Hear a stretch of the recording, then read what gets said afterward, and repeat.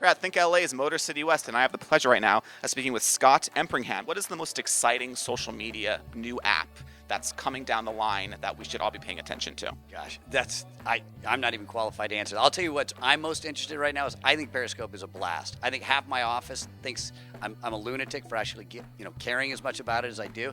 I think it's really exciting. I think it's really interesting, and so we're using Periscope. And I think the key is for us is we'll test different social media apps, and we'll figure out a way to use them. And how do we get our fans involved? So it's not so much us getting a message out as much as we're trying to figure out what other people are using so that they can get involved in what we're doing and create fans that way.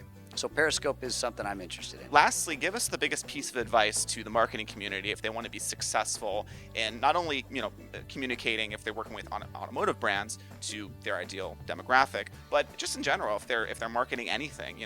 How can they find success in the next couple of years? To find success, you have to embrace failure. So I think Steve Jobs said, he remarked one time, "Stay hungry, stay foolish," and for us, and especially in my environment, you have to be willing to make mistakes. You have to be willing to test things. You have to be willing to hold out a reserve budget to test wild and crazy stuff. Today, we're actually going to be periscoping the event, so we created a little online thing for Flashpoint for us and all of our fans to win some stuff. So we're testing it out. I have no idea. We could get 12 followers. We could get 1,200, but we're always testing stuff. And when stuff fails, we celebrate it. We actually do the opposite of what happens in a lot of places. When people screw up, we embrace it. We say, hey, let's learn from the screw up and let's do something different moving forward. So stay hungry, stay foolish is pretty good advice.